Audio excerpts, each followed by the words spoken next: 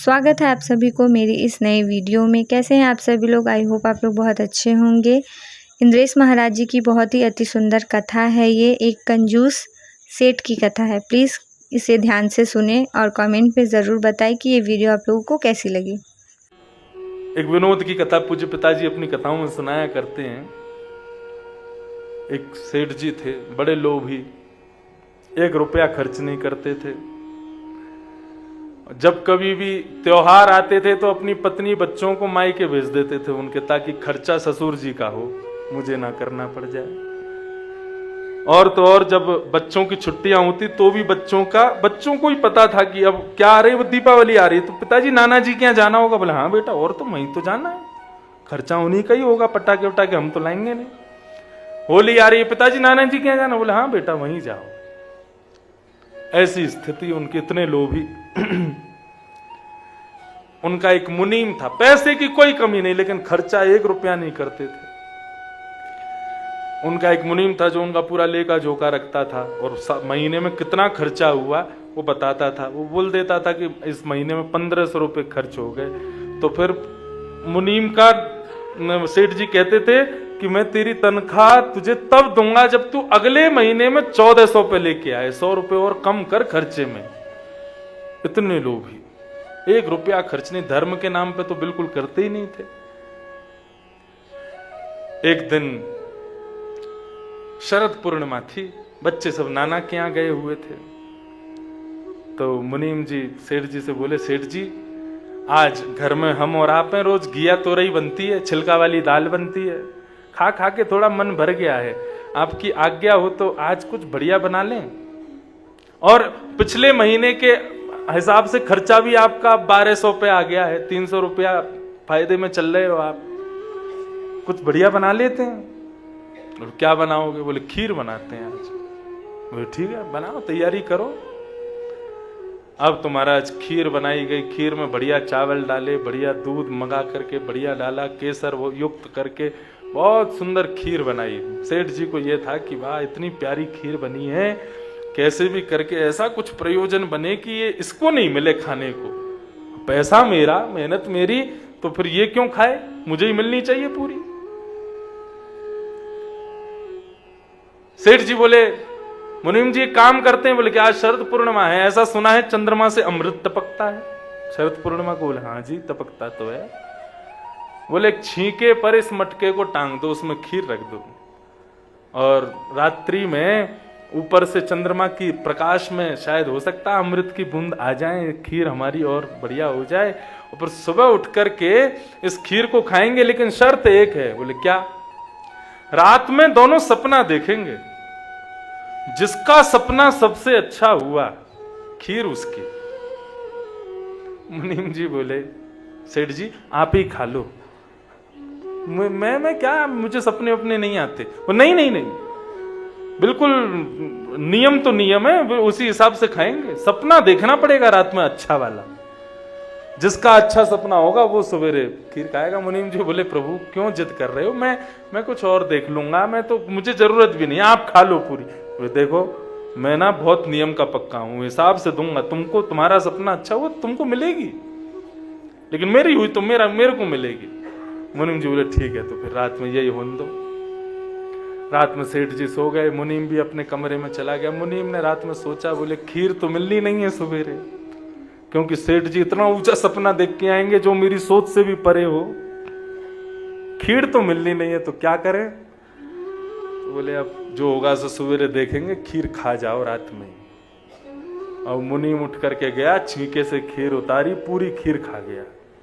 और खीर खा करके बिल्कुल चाट करके एक बूंद नहीं छोड़ी, उसको बर्तन को धो धा के बिल्कुल एक दाना उसमें ना रह जाए, और यथावत जहां टंगा था वहीं रख करके मुनीम सो गया।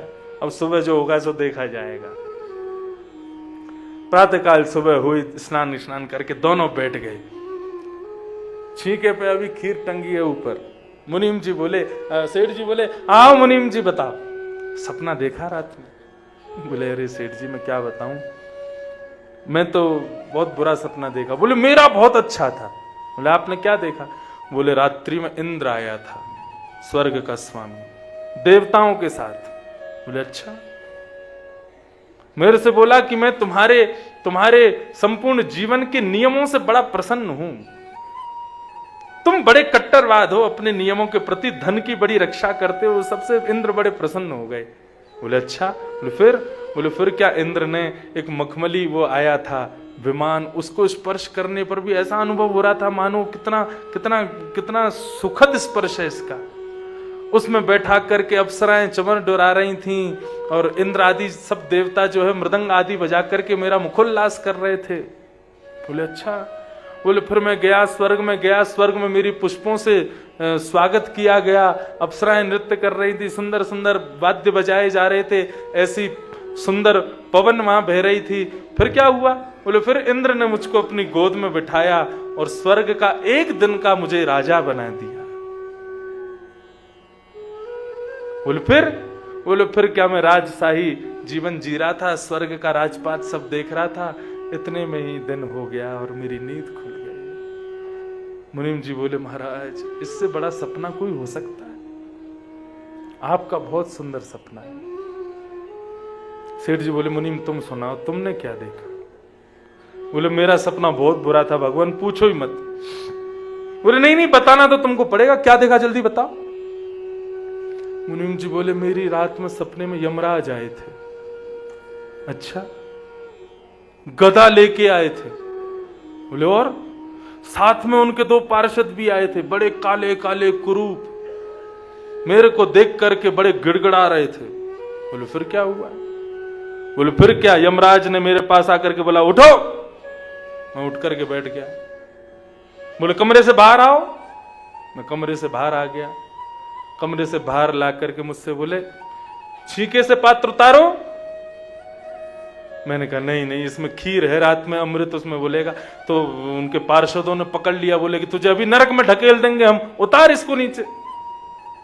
बोले मैंने उसको नीचे उतार लिया। बोले फिर यमराज गदा दिखाने लगा, बोले इसको खा।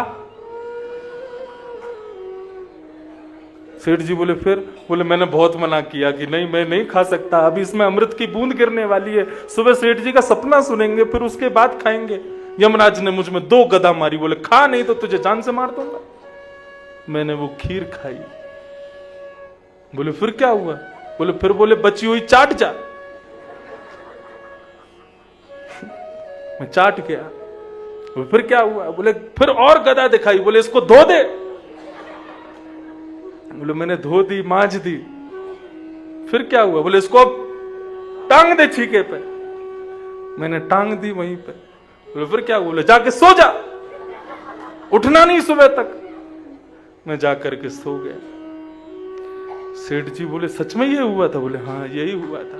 सेठ जी बोले जल्दी छीके से उतारो इसको। ऊपर से उतार करके देखा तो वो बिल्कुल मजी हुई धरी थी। बोले सच में हुआ था ऐसा? बोले हाँ। तुमने मुझे क्यों नहीं उठाया? बोले आप तो स्वर्ग में बैठे थे भगवान, आप स्वर्ग का राज भोग रहे थे, मैं कैसे उठाता आपको? ये है संग्रह वृत्ति लोभ। लोभ पाप को जन्म देता है। इसलिए धन के प्रति पुत्री भाव रखो, वो लक्ष्मी पुत्री मानो या गुरु स्वरूप मानो। देखो पुत्री बड़ी होने पर उसका विवाह किया जाता है और गुरु की सन्निधि में रहने पर गुरु के वचनामृतों का भी प्रचार किया जाता है, उसको दूसरों तक पहुंचाया जाता है। हमारे संप्रदाय में लक्ष्मी गुरु स्वरूप है, जितना हो सके लोगों तक उसको पहुंचाओ। जय श्री कृष्ण। प्रिय दोस्तों, इस वीडियो से हम यही सीखते हैं कि जीवन में धन्य ही सब कुछ अच्छा नहीं होता है। धन कमाना ज़रूरी है, बट इसका मतलब ये नहीं है कि हम धन के पीछे ही इतना पड़ जाएं कि हम अपना अस्तित्व ही भूल जाएं।